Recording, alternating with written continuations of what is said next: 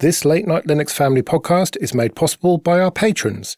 Go to latenightlinux.com/support for details of how you can join them. Support us on Patreon for access to ad-free episodes and early releases. That's latenightlinux.com/support.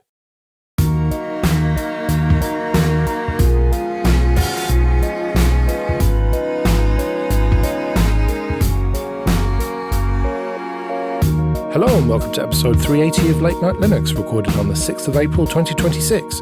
I'm Joe, and with me are Phelim. Chocolate overdose. Graham. Chocolate overdose. And Will. Hello, Moon. Oh, why do they sell many eggs in kilos? Before we get going, a quick plug for the Linux App Summit 2026 call for proposals, which has been extended till the 10th of April. You put this in, Phelim. Yeah, and it's in Berlin on the 16th and 17th of May. And yeah, they extended the deadline for call for papers till April 10th. And this is the GNOME and KDE kind of co-conference. Yeah, pretty much. So if you're in Berlin, go. Right, well, I'll put a link in the show notes. Great news. Linux smashes past 5% on the Steam survey for the first time. Do we believe these are actual numbers? I believe it's going up, and I think that's great. Yeah.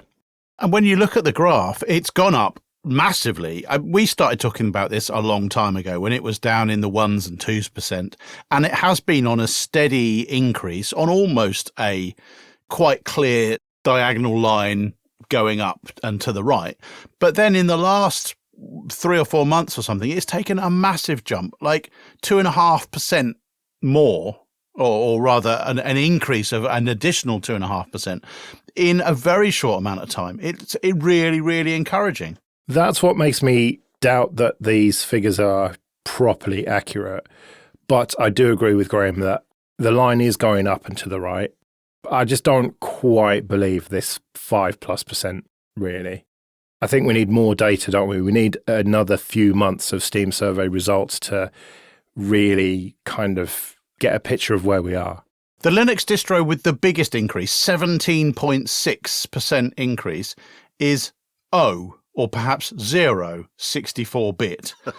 And the other one, which has had a large increase, is 64-bit, 8%. So what are these distros? Presumably they are SteamOS, are they? I don't think they are.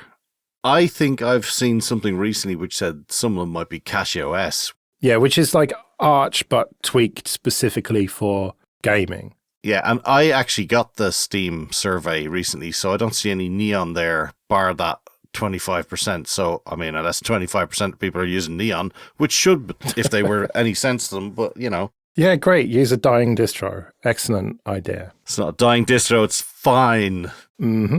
I think that there is some interest in the numbers to give it a little bit more legitimacy. We say that Linux has increased, about 3.5%. Windows has decreased 4.3%. So that, I think, tallies. I think it is people not using Windows anymore because they don't need to, because Proton and Wine and all of those good technologies are working good enough now that they can play what they like. I think so too. And I think we're also in a period where upgrading hardware isn't so important. People are making their old hardware last longer. They've got hundreds of games in their collection. You've got a lifetime of playing, and you can play most of them on Linux. And it feels a bit like that. It seems like something has changed. I think that's an interesting concept that people have just said, my PC is good enough. And I felt that my PC is good enough for gaming for a little while. But perhaps everyone is reaching the point where GPUs are massively price inflated. RAM is massively price inflated. And so people are just going, you know what? I don't need Windows on there anymore. So I don't need to upgrade, and I'll live with it for years to come. When are you switching to Linux on your gaming rig then, Will? Well, I think it's worth revisiting, right? It's already dual boot, so I do just need to boot back into it and see what works. Last time it was fine. Let me see if this time it's good. I will give that a go. Right, well, we'll have to see if you actually get around to that. Well, related, Wine 11 is coming soon, and there's some massive changes and new stuff in there that I do not understand. But if you read through this XDA developers piece about it, the take-home seems to be playing Windows games on Linux is going to be much better going forward. In some cases, like spectacularly. Like the FPS from the likes of Dirt 3, which is like a car rally game, went from, I think it was something like 90 FPS to 850. Like bonkers stuff. Because it's all down to the thread scheduling. And, you know, obviously the vast majority of games are going to use loads of threads for various things. And we had an old one called eSync, a slightly better one called fsync, and then finally we've got one called entice, which is effectively a proper kernel rewrite of it. And if you've got I think it's the 6.14 kernel or higher, it's in the kernel itself, so you don't have to have any shonky hardware tweaked kernels like some of the likes of the Proton G one that people run. So this is going to be excellent. And I think it's tying in with the new Proton 64-bit stuff as well, because that's going to have the higher version of Wine in it, as far as I know. So, yeah, that's in beta right now. So I think we'll start seeing this pretty quickly. Now, in the interest of complete clarity here, the numbers quoted on the FPS are compared to the version of Wine where neither eSync or fsync were enabled. So this is like vanilla rather than at all tweaked. Nevertheless, the numbers are amazing. Out of that list of games that are on the article, the one that makes me most happy is that Call of Duty Black Ops 1 can now be played on Linux. I think that is really, really critical game. I think it's one of those ones that people come back to, perhaps more than the new versions of those games, the remasters and all that kind of thing, because the gameplay is that much better. And to have something like Call of Duty Black Ops on Linux, I think is really amazing. I thought a lot of those games wouldn't work because of the anti-cheat stuff, but I was corrected by my son, who is 11, and told me that no, he has managed to get that to work because he had to try out, I don't know, one of the games he likes, Rec Room, and there was a way to install it on Steam, and it worked. I was like, nice. Oh, okay, cool. Here's some code. Wow. Get that done by tomorrow. The Windows on Windows 64 being complete, I think that is directly feeding in to something we talked about a few weeks back, where the 32-bit Steam libraries were now gone and they were going to be 64-bit as well. I assume, although I don't know, that the Windows on Windows 64 completion is directly related to Steam no longer shipping the 32-bit libraries only. I had to rebuild my machine over the weekend, which was great crack, and I'd recommend it to everybody. I did obviously copy every single .dot file across, so it's like nothing has changed, bar the odd. I haven't installed that application yet, like we had for Audacity today. Did it die and you brought it back to life again, Phelim? Yeah. Go on. No, well, as I was installing Steam, it went, what way am I install? I just went, okay, yeah, apt install, Steam installer, but it, pulled a whole lot of 386 libraries in as well still, so I don't know. I don't quite understand whether I've just done the wrong installer to see that fully, but I always find that confusing because you install it as a package, but then it goes and updates itself anyway, so it's like, well, I'm not quite sure where that should happen. Yeah, and then it just pulls down just endless amounts of shit, doesn't it? It's quick enough, to be honest. I don't mind that, but I wish the kick it off bit was maybe all 64-bit and they wouldn't have to have the i386 libraries all over the place. I just don't like that. It's almost as bad as GTK libraries. Almost. Well, either way, this all seems like excellent news for Linux gaming, which is excellent news for Linux. So that is your dose of good news for the episode. Ubuntu 26.10 could drop ButterFS, ZFS, and lock support from GRUB. So this is only a proposal at this stage, and it is for the interim release after this LTS, which is coming out imminently. So it is the time to be doing experiments like this, but it is controversial nonetheless. But it is worth noting that this only affects people using Secure Boot, so not me. And also non-standard configurations, because this is only the boot partition, right? Phelim, you know about this. Yeah, so the way they're saying is that they will get rid of any of the external stuff. So at the moment, GRUB can understand file systems, so you don't have to have the separate boot partition on a LVM partition, say, or an encrypted disk. Your GRUB can recognize that and boot it correctly. What they're thinking of doing is taking out all but ext4 and maybe FAT, and then everything else is not being done by it. So you would, in that case, need to have an unencrypted or non-LVM boot partition, because you wouldn't be able to have Btrfs or anything like that for the boot partition, because you wouldn't be able to then load the kernel. I can kind of see where they're going with this. Grub does an awful lot, and it is quite low level, and they have claimed that it is less secure, though ironically, checking into it, it looks like neither the XFS or Btrfs file system parts of Grub have a CV against them, whereas SquashFS does, which is a little bit awkward for snaps and the like. Yeah, because they are proposing to keep support for that because of snaps, as you said. Yeah, so, I mean, I don't know. Like, I think the entirety of the whole boot system of any PC is horrific. It's far too complicated. They were on, like, speed when they came up with the whole idea of UEFI. It's a shambles how big it is. It's larger than the Linux kernel. It all started to go wrong when you could use your mouse in the BIOS. Oh, fuck off. Honestly, like, who fucking cares? It should, do you know what? It should even be less advanced than what the BIOS was. It should be the simplest, smallest, most secure piece of code, literally an A4 page to just get the actual proper OS up and running, because otherwise you end up with the unpatched horrificness that sits under your OS. Like, I must admit, I miss Lilo. Or lie ... as it would often be. You went, bollocks. So the primary motivation here is that Grub components that are unused might have security problems in them. And so rather than have them hanging around not doing anything for 90% of the people, they should just get rid of them. Is that right? Kinda, yeah. The only problem with this is the fact that the Linux server install defaults to a LVM setup and will be broken by this. So I don't know what their plan is for that. And if you use Lux encryption on your disk, it's also by the default install going to be captured by this. Now, when I rebuilt my machine, I had luckily seen this story and I just made an unencrypted boot, but I used secure boot in there. So I'm not worried that somebody's going to put a dodgy kernel in there or something like that. So that's fine.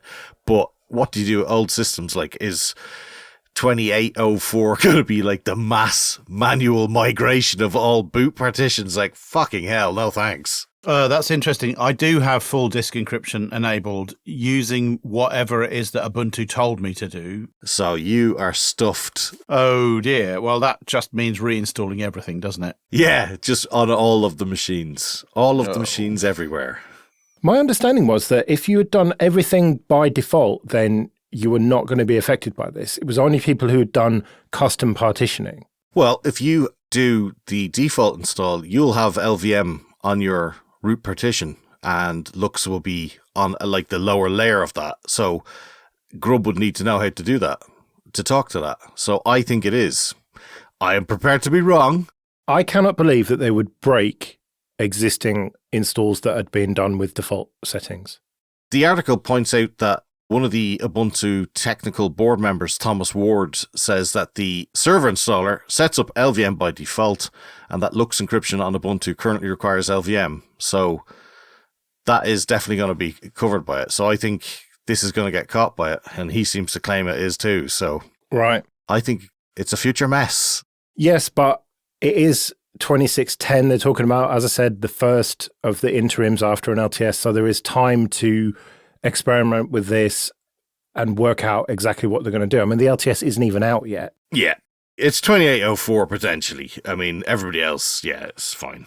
Yeah, and so I think that they've got time to work out these issues and make it so that you will be able to upgrade from 2604 to 2804. I would like to see that. Well, they'd fucking better, quite frankly, because it would just be unacceptable to do otherwise. And I do not believe that they're going to do that.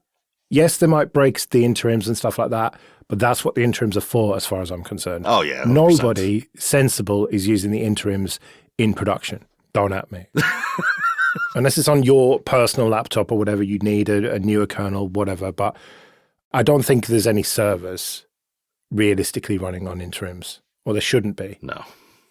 Well related, Ubuntu quietly raises its minimum system requirements.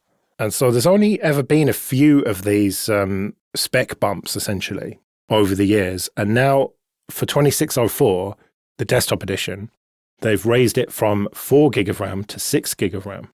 And people have been very quick to point out that Windows 11 only requires 4 gig of RAM. Well, good fucking luck running Windows 11 with 4 gigs of RAM. Yeah, not alone that, but it's also the hard disk requirement that Windows 11 has. I don't think even Windows almost fits in that requirement that they have 50 odd gigs or whatever it is. I think that's the entire install already. So enjoy playing with Notepad.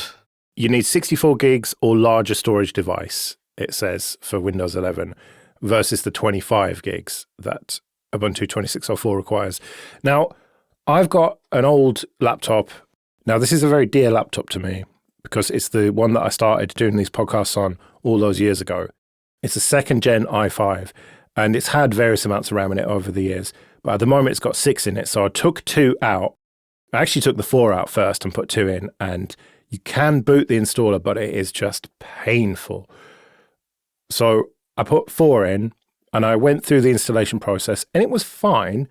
And it all worked. But then I opened a browser and started opening some tabs, and it just started to get a bit slow. So then I put the other 2 back in, and it was fine. It was a pleasant experience. I managed to read a bunch of news and organize the show doc and everything.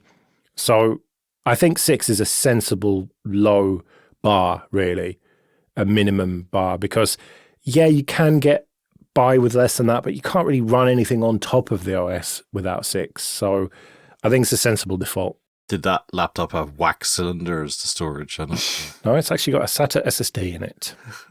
And at one point, it had 2 SATA SSDs, one in a caddy that went in the disc, you know, the CD or DVD tray.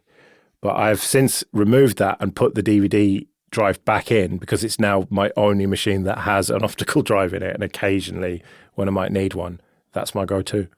And actually, I lent this machine to my mum at some point, and it came back. I'm not going to say she broke the power socket. Oh, it sounds like you are. Yeah, I am, yes. And it just sat broken for many years. And then I think it was 2-3 months ago, I ordered the part. I ordered a heat gun. I did a SteadSticks fix on it, and it only fucking worked. Hey. And so now it actually works. I think I did somewhat break the Ethernet port while I was at it, but let's not, let's gloss over that. The power port actually works, and I can actually use that as a reference shitty old laptop. So there you go. Love it. Well, another Ubuntu-related one, Ubuntu MATE seeking maintainers.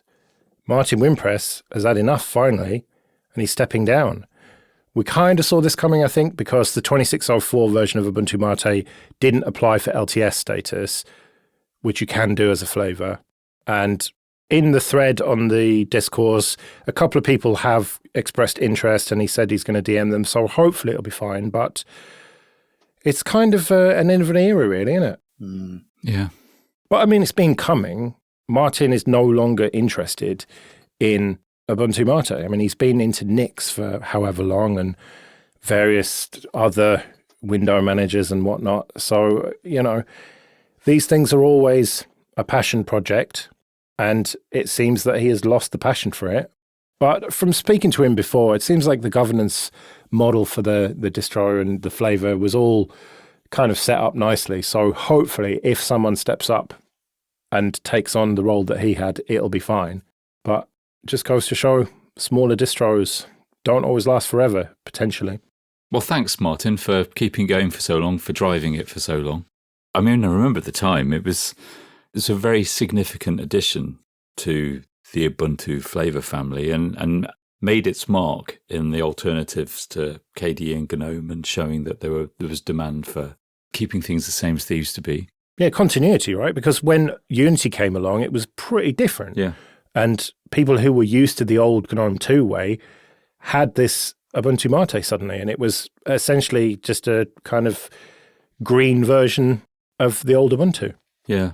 And I think maybe times have changed a little bit since then. What was new and shiny then is now old. And yeah, it's a different demographic. Right, well, we better get out of here then. We'll be back next week when who knows what it'll be. But until then, I've been Joe. I've been Phelan. I've been Graham. And I've been Will. See you later.